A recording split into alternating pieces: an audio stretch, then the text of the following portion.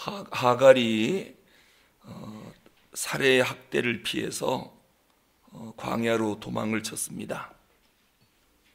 아마 하갈은 그런 기대를 조금이라도 했겠지요.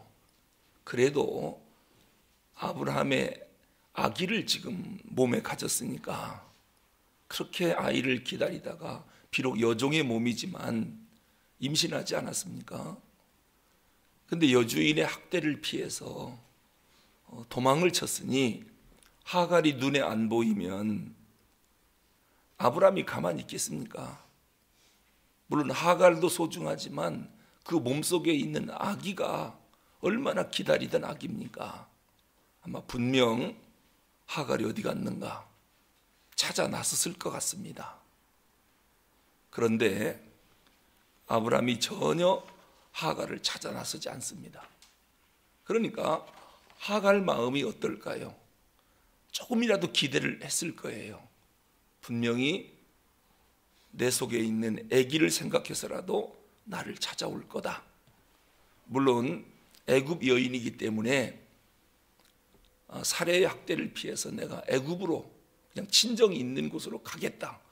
그런데 임신한 몸으로 그 광야길을, 그 술길, 그 길로 걸어가면 한 2년 걸리거든요. 이 아기를 갖고 있는 여인이 그 떼약볕 그리고 저녁엔 춥고 그 길을 어떻게 걸어서 애굽까지 가겠습니까? 아마 분명 주인이 나를 찾으러 올 거다, 그런 기대감이 있었을 것입니다. 그런데 전혀 나타나질 않습니다. 하갈이 얼마나 서러웠겠습니까? 이제 한 가닥 희망이 끊겼습니다. 지금 하갈 마음은 완전히 절망에 빠졌죠. 그런데 그때 누가 나타나느냐면 우리 10절을 보겠습니다.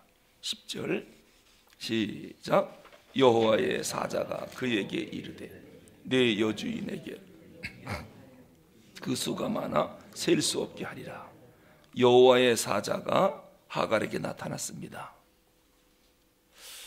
그러고 보면요, 우리는 지금까지 아브라함의 하나님, 살해의 하나님, 그 이스라엘의 하나님으로만 생각했지 하갈의 하나님, 애굽 사람의 하나님, 그건 별로 생각하지 않았어요. 하갈도 그렇게 생각했을 거예요. 여호와 하면 우리 주인의 하나님, 난 이방 여인이니까 뭐 들어서 여호와의 이름을 알기는 알겠지요. 그러나 내가 섬길 하나님은 아닐 거예요. 그냥 우리 주인이 섬기는 하나님 정도. 그런데 오늘 본문에 보니까 여호와의 사자가 하갈에게 나타났어요. 그러면서 내가 네 자손으로 크게 번성하여 그 수가 많아 셀 수 없게 하리라. 이 말은 뭡니까? 너도 안 죽고 네 태중에 있는 아기도 살 거다. 큰 민족을 이룰 거다. 하나님의 약속입니다. 그러고 보면 하나님은 하갈의 하나님도 되시는구나, 그걸 알 수 있습니다. 여러분, 우리는 특정한 한 민족 또는 한 교회 또는 특별히 한 사람만 사랑하시는 하나님 아닌가? 왜 아무개는 사랑하시고 나는 그렇게 사랑하지 않나? 왜 그 나라는 하나님이 저렇게 사랑해서 복 주는데 우리나라는 복을 안 줄고 관심을 안 가질까? 여러분, 그렇지 않습니다. 하나님은 모두의 하나님이십니다. 아브라함과 사레만 하나님이 아니고 이스라엘 하나님만이 아니고 우리 모두의 하나님이시다. 비록 이방 땅에 살고 있는 우리 대한민국 사람이지만 하나님은 오늘 우리를 지금 눈여겨보고 계시고 우리가 고통 중에 울 때 하나님은 오늘 우리에게도 나타나신다. 예수 믿는 사람만의 하나님일까요? 아닙니다. 예수 안 믿는 사람의 하나님이기도 합니다. 우리는 지금 교회 나와서 예배를 드리지만 어떤 사람은 불공 드리려고 지금 산속 절로 올라가고 있습니다. 그럼 그 사람의 하나님은 아닐까요? 그 사람의 하나님이기도 합니다. 그가 지금 산속 절로 올라갈지 모르지만 지금 한숨 쉬고 고통 중에 뭔가 답답해서 불공이라도 드리려고 올라가겠지만 하나님은 지금 그 사람도 눈여겨보고 있다는 거예요. 대한민국이 하나님이기만 하고 북한 땅의 하나님은 아닙니까? 그 김정은은 하나님이 싫어서 나는 네 하나님은 아니다 그렇게 말씀할까요? 아니면 일본 사람의 하나님은 아닙니까? 우리와 감정이 상해서 쳐다보지도 않지만 그럼 하나님은 그 나라에는 안 계시고 관심을 안 주실까요? 그렇지 않습니다. 그리고 먼저 믿은 우리의 하나님이고 늦게 믿은 누구 또는 안 믿는 누구는 하나님이 함께하지 않습니까? 오늘 본문에 보니까 그렇지 않습니다. 하나님은 모든 민족, 모든 백성, 모든 나라의 하나님이시다. 자, 그리고 하갈이 도망가면서 하나님 내가 지금 도망가는데 갈 길이 막막합니다. 주인은 나를 찾으러 안 오고 이제 난 집 나왔으니 어디로 갑니까? 나 이대로 죽으란 말입니까? 하나님 나 좀 살려주십시오라고 기도한 적이 없어요. 하나님을 찾지 않았어요. 누가 먼저 찾았습니까? 하나님이 먼저 찾아갔어요. 하갈은 단지 앞이 두렵고 갈 길이 막막하니까 울고만 있었어요. 한숨만 쉬고 있었어요. 이러다가 진짜 죽는구나 절망에 빠져 울고 있기만 했지 하늘을 향해서 하나님 나 좀 살려달라고 요청한 적이 없어요. 그런데도 하나님은 하갈을 먼저 찾아가셨습니다. 하갈을 만난 하나님이 하갈에게 네가 사는 방법을 내가 알려주겠다. 왜냐하면 지금 하갈은 살지 죽을지 이게 지금 두려운 겁니다. 이러다가 임신한 몸으로 왜요? 광야 나가면 죽거든요. 당장 내일 아침 뭐 먹습니까? 그러니까 구체적으로 사는 방법을 알려주십니다.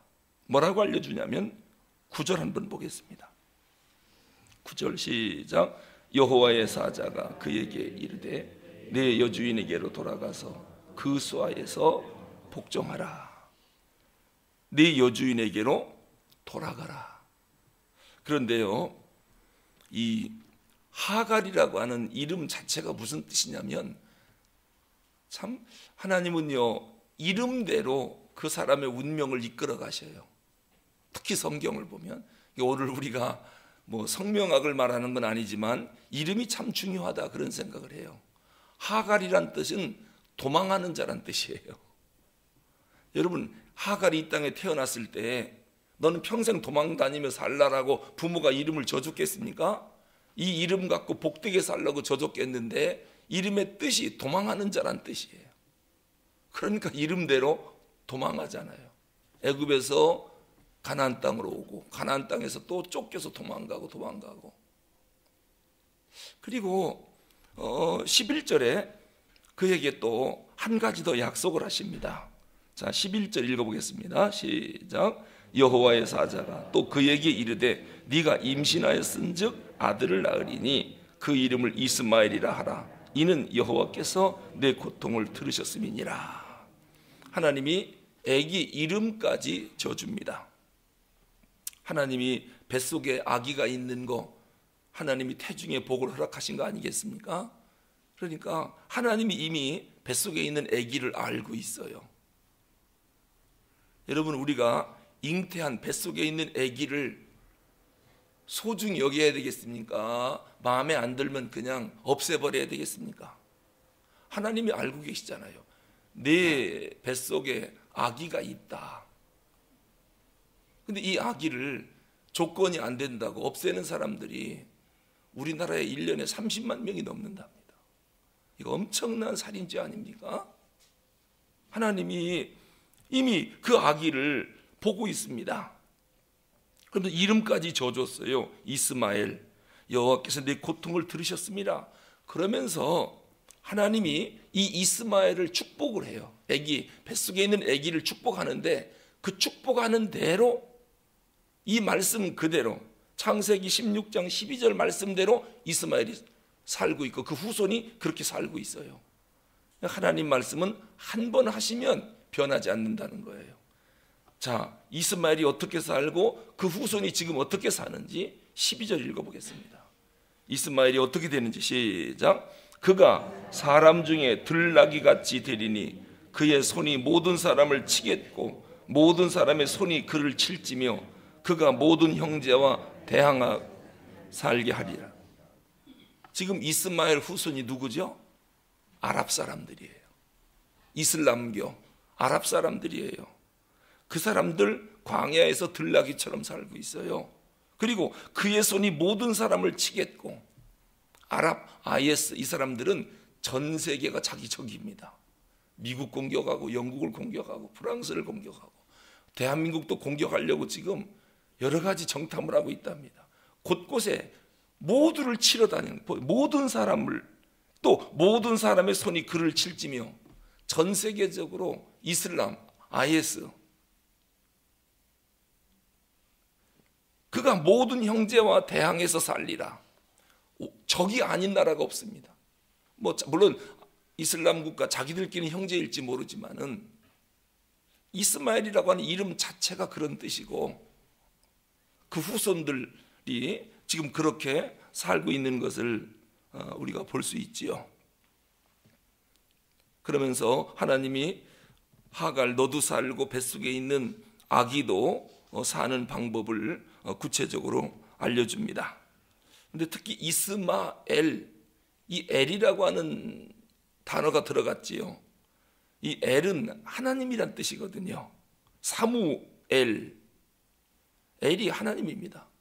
또 엘리야, 엘로힘, 이 전부 엘이 하나님을 나타내는 그러한 이름인데 이스마엘에게도 그런 이름을 줍니다.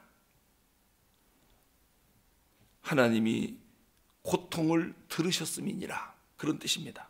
고통을 들으셨다. 하갈의 고통을 다 들으셨다.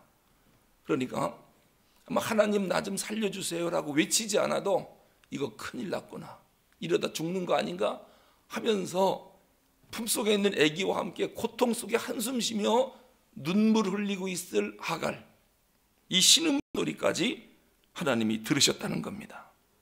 버림받은 사람이거든요. 소외된 사람이거든요. 그런데 하나님이 직접 찾아오셔서 그를 위로하고 격려하고 살 길을 알려주십니다. 그 하갈을 만나주신 이 하나님이 어떤 분이시냐? 들으시는 하나님이시구나. 다 보고 계시고 알고 계시고 듣고 계시구나. 하나님이 오늘 새벽에 나와 하나님 앞에 기도해야지 하고 막 뛰어오시는 여러분의 모습을 보고 계셔요. 다 보고 계셔요. 그리고 마음에 한숨 쉬는 거, 왜 한숨을 쉬는지, 무엇 때문에 답답해하는지 하나님이 다 알고 계시고 한숨 소리를 듣고 계셔요. 우리가 이런 거 답답합니다, 하나님 말하지 않아도 하나님이 다 아시고 살 길을 우리에게 제시해 주셔요. 이렇게 해라, 이렇게 해라. 내가 너와 내 후손을 이렇게 복줄게, 이렇게 축복할게.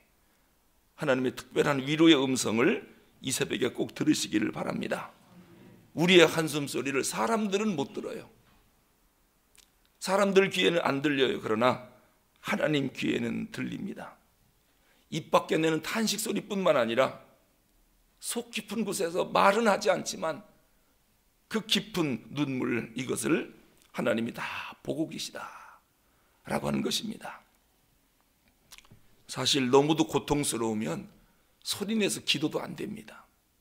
기도는 일이 잘 될 때, 평안할 때, 몸 건강할 때 잘 되는 거지, 위기가 오고 급하고 몸 아프고 이럴 때는 기도가 안 나옵니다.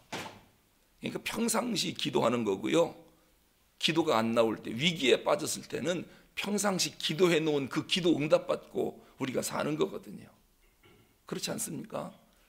저는 많은 신방 가서 위기에 빠진, 죽음을 앞둔, 아니면 암이라든지 중병에 걸린 분들에게 물어봐요. 하나같이 말합니다. 목사님, 기도가 안 됩니다. 생각만 하면 막 두렵고 무섭고, 그러면 더 엎드려 기도해야 되잖아요. 기도가 안 된대요. 그래서 제가 그랬습니다. 원래 기도 안 되는 겁니다. 왜냐? 아파 본 사람은 알아요. 그러니까 모르는 사람들이 아프면 기도해라, 어려움 당한 사람에게 기도해라. 기도가 됩니까 그게?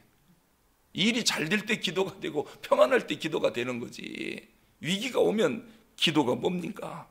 큰 깊은 고뇌와 그 생각의 고통에 빠져버리는 거죠. 너무 슬프면 기도가 안 됩니다. 그런데 감사한 것은 그 기도하지 못하는 고통과 슬픔을 하나님이 마음속에서 울부짖는 걸 듣고 계시다는 거예요. 입 밖으로 내지 않아도 하나님은 이미 그 속을 보고 울부짖는 소리를 하나님이 듣고 계시다는 거예요. 그러니 우리 하나님이 얼마나 감사한 분입니까? 그냥 주여 해놓고 한마디 말도 못하고 눈물만 흘리는 그 모습을 하나님이 보고 계시고 그 기도를 들으시고 걱정하지 마라. 내가 살 길을 제시해 주마. 그렇게 응답하시는 하나님. 그분이 계시기에 우리가 또 위로를 받고 격려를 받는 것입니다. 그럼 또 예배당 안에서만 기도해야 되느냐? 그것도 아닙니다. 지금 하갈은 광야 그 쓸쓸한 곳에 혼자 앉아 있습니다. 근데 그 속에서 울부짖어도 하나님은 지금 보고 계시고 듣고 계십니다. 아브라함과 사라에게 늘 관심을 가졌던 하나님, 하갈에게도 이렇게 깊은 관심을 두고 한 번도 하나님의 눈길에서 하갈이 지워진 적이 없습니다. 하나님은 예배당 안에서 예배를 드리는 우리들에게도 깊은 관심이 있지만 예배당 밖에서 비록 교회는 안 다니지만은 고통당하는 많은 사람들의 아픔을 관심을 갖고 지켜보고 계시다. 아브라함과 사라만 잘 되기를 원하는 하나님이 아니라 하갈도 잘 되기를 원하시는 하나님이시다. 우리가 국제 경기, 축구라든지 이런 운동 경기 할 때 우리는 어떻게 응원합니까? 오직 대한민국이죠. 그리고 상대편이 실수해서 지기를 바라고 대한민국은 무조건 이기기를 바라고, 하나님이 만약에 우리를 넌 교회 다니니까 넌 반드시 이겨야 되고 너는 교회 안 다니니까 반드시 져야 되고 넌 안 돼야 되고 망해야 되고, 하나님은 그런 마음이 아니라고 하는 거. 우리는 그냥 오직 대한민국이죠. 그런 생각을 해봅니다. 하나님은 모두를 사랑하시고 모두를 격려하시는 그런 하나님이시다. 그래서 선교사들이 방글라데시도 가고 이집트도 가고 아프리카도 가고 그 핍박하는 회교권 속으로 왜 들어갑니까? 이슬람 속으로 왜 들어갑니까? 하나님이 그들도 관심을 갖고 있고 그들의 탄식 소리를 듣고 계시고 그들도 구원하고 싶다는 겁니다. 우리만 구원하는 게 아니라 그러한 하나님의 마음을 알기 때문에 선교사들이 목숨 걸고 전 세계로 흩어져서 복음을 전하는 것입니다. 오늘 나에게 이렇게 깊은 관심을 갖고 계신 하나님이시구나. 나의 모든 것을 다 아시고 신음소리 듣고 문제를 해결해 주시려고 대안을 제시해 주시는 그런 하나님이시구나. 그런 하나님이 계시다면 뭘 걱정하겠습니까? 그저 오늘 마음에 있는 소원들 다 아뢰고 설령 기도가 안 되면 한숨이라도 푹푹 쉬다가 가면 하나님이 다 듣고 조만간에 빠른 응답을 해 주실 줄로 믿습니다. 기도하겠습니다.